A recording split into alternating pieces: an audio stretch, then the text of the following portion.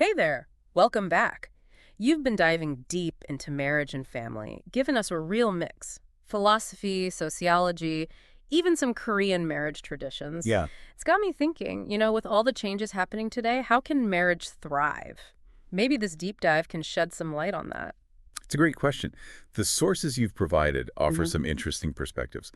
One of the biggest shifts is how we view marriage itself. Right. I mean, historically, it was less about individuals choosing each other. It was more about uniting families. It's true. That piece on Korean marriage traditions really brought that home for me. Oh, yeah. I was so struck by the terms "bom" and "use."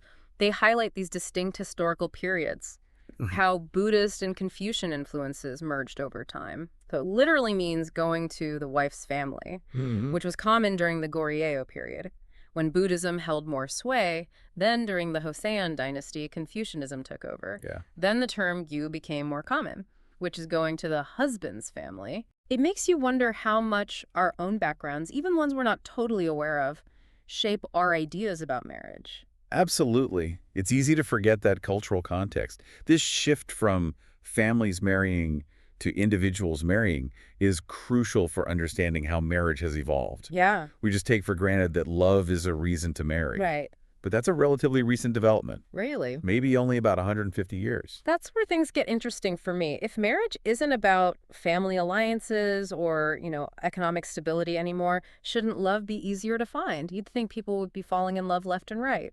But the source material suggests that that's not necessarily the case, right? It's a paradox. We have more freedom to choose partners based on love. Right. But some experts argue that we're actually falling in love less. Okay, I'm hooked. Hmm? Unpack this paradox for me. Why wouldn't this freedom lead to more love? Well, one idea is the sheer abundance of choice. Think about it. Online dating, social media, we're constantly bombarded with perfect relationships, potential partners. A lot. It's easy to get caught up in trying to find the best option, Right. which might prevent us from fully investing in the relationships we already have. That makes sense. It's like we're paralyzed by all the choices. Instead of diving into a relationship and seeing where it goes, we're, swiping left and right, always looking for something better around the corner. Precisely. And this ties into some of the philosophical ideas you shared. Okay. Remember the contrast between Kant and Hegel's views on marriage. Yeah. Kant saw it as a rational contract, Yeah. a practical agreement for mutual benefit. Hmm. But Hegel argued that marriage creates a unique bond, transforming both individuals involved. Okay, I see the connection. So if we're stuck in a contract mindset, always weighing the pros and cons of each potential partner, maybe we miss out on that transformative power of love, what Hegel was talking about. You're getting right to the heart of it. Both perspectives offer valuable insights. We need that clear-headedness of a contract, knowing what we're getting into, but also recognizing the potential for growth and change that a loving relationship can offer. This is making me rethink the whole happily ever after fairy tale. Yeah. Maybe lasting love isn't about finding the perfect person, but choosing to grow and evolve alongside someone, even when things get messy. That's a great insight. Thanks. And speaking of navigating messy situations, the source material highlighted a surprising connection between democracy and successful marriage. Okay, now this is where I need some help. Democracy and marriage. How are those two things even related? Think about the core principles of a functioning democracy. Negotiation, compromise, willingness to listen to different viewpoints. Right. These are all vital for making a marriage work, too. But don't we learn these things just through life? Navigating relationships, it's part of being human, right? Of course. But here's where it gets fascinating. Some sources suggest that many people enter marriage without adequate democratic training, so to speak. What do you mean? Well, we're taught about romance, finding the one, but not necessarily about the day-to-day skills needed to maintain a healthy partnership. So we're kind of thrown into this complex relationship without the tools to actually navigate its inherent challenges. Right. It's no wonder conflict and feelings of self-loss are so common. Exactly. Like being asked to participate in a debate without understanding the rules of respectful dialogue. What if, instead of pouring resources into planning elaborate weddings, we invested more in preparing couples for the actual work of building a life together? Like what? Imagine premarital counseling, but rebranded as relationship boot camp. Relationship boot camp. Yeah. Okay. Learning how to communicate effectively, Navigate disagreements constructively. Find compromises that work for both partners. Relationship boot camp. I love it. Can Right. you imagine telling your parents you're skipping the big white dress for a crash course in conflict resolution instead? I'm sure they'd be thrilled. Right. But the point is, those skills are arguably more crucial for a lasting marriage than picking out flower arrangements or a wedding cake. Okay. And it's not just about avoiding major blowouts. Even small, everyday decisions can become battlegrounds if you haven't developed those democratic skills of compromise and collaboration. Oh, absolutely. You're totally right. Sometimes even deciding where to eat feels like a political summit. Exactly. And if we're constantly battling for our own way, yeah, it's easy to see how resentment can build up over time. Exactly. That's where democratic training comes in. It's about shifting from me versus you to us working together. I'm starting to see how that shift in thinking could be transformative. It's not about learning to compromise on what we want for dinner, but creating a space where both partners feel heard, respected, empowered to contribute to the relationship. You've hit the nail on the head. And that shift in perspective has implications not just for how we view marriage, but for how we define family as well. It's becoming clear that the traditional family structure, two parents, children under one roof, is becoming less and less the norm. You're right. We're seeing a rise in non-marital cohabitation, single-parent families, chosen families, those networks of close friends that function like family units. Some countries are even becoming more accepting of diverse family structures. The source material mentioned France, where family is increasingly defined by love and commitment rather than strict legal or biological ties. That's an interesting point. Cultural context seems to play a role in how open societies are to different types of families. Yeah. Some cultures emphasize individual choice and autonomy, while others place more importance on traditional roles and structures. Which raises a question for our listener.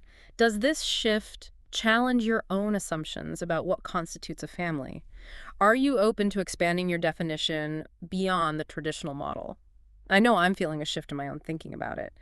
It's fascinating how these conversations about marriage and family, they're always evolving. I'm realizing that there are so many ways to create meaningful connections. Family can truly be what we make it. I agree. And, all this talk about cultural shifts and evolving definitions, you might think traditional marriage is on its way out. But the source material, it suggests that's not necessarily true. Oh, really? I'm curious to hear more about that. If it's not fading away, what's happening to marriage? It seems like marriage is transforming, not disappearing. As societal norms change and individual needs and desires become more diverse, marriage is adapting to reflect those shifts. So it's not about holding on to these outdated models, Right. but finding ways to make marriage work for us in our modern lives. I like that. Exactly. And this evolution, well, it's opening up possibilities for more flexible and adaptable forms of partnership. That makes me think of confluent love, that concept from the sociologist Anthony Giddens. Oh, yes. It's the idea that relationships can temporarily separate and reunite. Like rivers. Yeah, like rivers. What a beautiful metaphor. It really speaks to the fluidity and dynamism that can exist within committed relationships. Yeah. It challenges that traditional notion that marriage requires this, constant, unwavering togetherness. What if allowing periods of separation for personal growth, professional pursuits, or just to nurture individual needs, what if that actually strengthens the bond? It's not about being physically together all the time, but about a deeper connection. I think you're onto something. It's about recognizing that a river can be both powerful and life-giving, even as it meanders and changes course along its journey. Okay, that's a powerful image. It really speaks to the resilience and adaptability that we can cultivate in our relationships. Just as a river finds its way around obstacles, so too can our partnerships evolve and grow stronger, even when we face challenges and transitions. Absolutely. It's about recognizing that change is inevitable, and learning to navigate those changes together can actually deepen our connection. But it's important to remember that this evolving landscape of marriage, it doesn't negate the value of other paths. You're right. What about those who choose to remain single or are exploring alternative forms of partnership? Do these shifts in how we view marriage impact their experiences as well? Of course. This evolution expands the possibilities for connection and fulfillment for everyone. We're no longer limited to a single model of what a successful relationship should look like. That's such a refreshing perspective. It's about finding what works for you. Yeah. Whether that's marriage, cohabitation, chosen family, or something else entirely. Exactly. And recognizing that our definitions of love, commitment, and family, they're fluid and can evolve over time. What matters is finding ways to connect authentically, create relationships that truly nourish and support us. It's empowering. It is. We have the freedom to create the kinds of relationships that resonate with our values and aspirations, regardless of societal expectations or traditional norms. That freedom is a beautiful thing.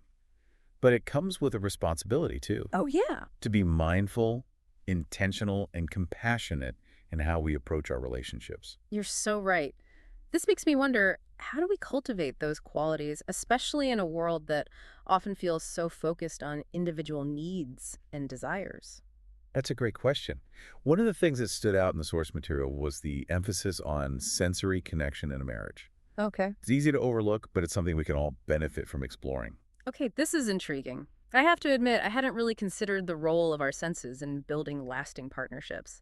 I usually think of love and connection as these primarily emotional experiences. It's a common misconception.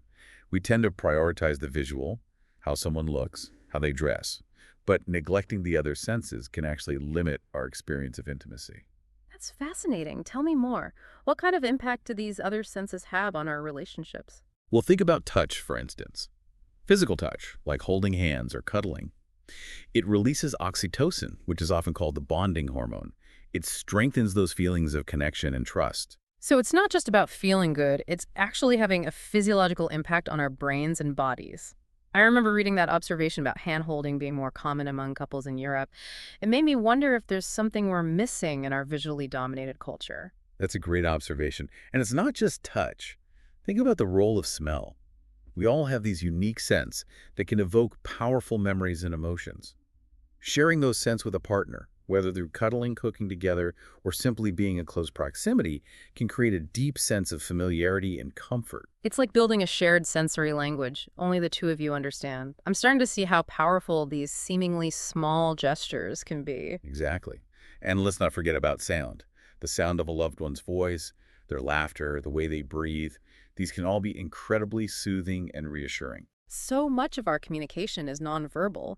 Tuning into those subtle sensory cues can deepen our understanding and connection in ways we might not even be conscious of. That's precisely it. And as we become more aware of these subtle cues, we can start to cultivate those sensory connections more intentionally. Okay, I'm all ears. How can we practically apply this in our relationships? What are some things we can start doing differently? It starts with awareness. Simply paying attention to how you experience your partner through your senses. That can be a powerful first step. Make an effort to touch more often. Really savor the scents you share. Truly listen to the sounds. You know the sounds that make up your partner's unique presence. So it's about tuning into those often overlooked sensory experiences. Yep. I like that. It seems manageable, even in our, fast-paced world. What else can we do? Don't be afraid to get proactive. Actively create opportunities for sensory connection. Cook meals together, give each other massages, dance to your favorite music. Even something as simple as taking a walk together and noticing the sights, sounds, and smells of your surroundings can be a way to connect on a sensory level. It sounds like you're suggesting we create a kind of sensory symphony within our partnerships. It's about more than just individual moments. It's about how those moments come together to create something richer, more harmonious. That's a beautiful way to put it. And as we cultivate these sensory connections, we deepen our intimacy. We strengthen the bonds of our relationships. It seems like we've come full circle. We started by talking about the big shifts happening in marriage and family. Now we're exploring these very intimate and personal ways to connect.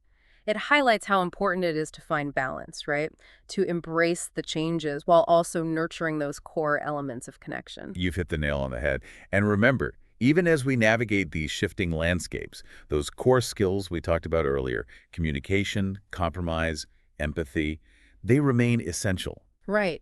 No matter what form our relationships take, those skills, they're the foundation for building healthy and fulfilling connections. And they're not just for romantic partnerships either. Oh. We can use them in our friendships, our families, even in our workplaces. Absolutely. The principles of communication, compromise, empathy, those are universal. They're like tools for navigating the complexities of human relationships, no matter the context. So it seems like the key takeaway here is that connection is a choice. we can choose to be more present, more intentional, more attuned to the sensory richness of our relationships. Exactly. And by making those choices, we create a future of connection that is both fulfilling and meaningful, regardless of what form our families and relationships take. This has been such a thought-provoking deep dive. I feel like I have a whole new perspective on love, marriage, and connection in the modern world. What a journey. It's been my pleasure. I always appreciate the opportunity to dive into these complex and ever-evolving topics. And to our listener, we'd love to hear your thoughts. What resonated most with you today? What questions has this deep dive raised for your own life and relationships? Keep exploring, keep connecting, and we'll see you on our next deep dive.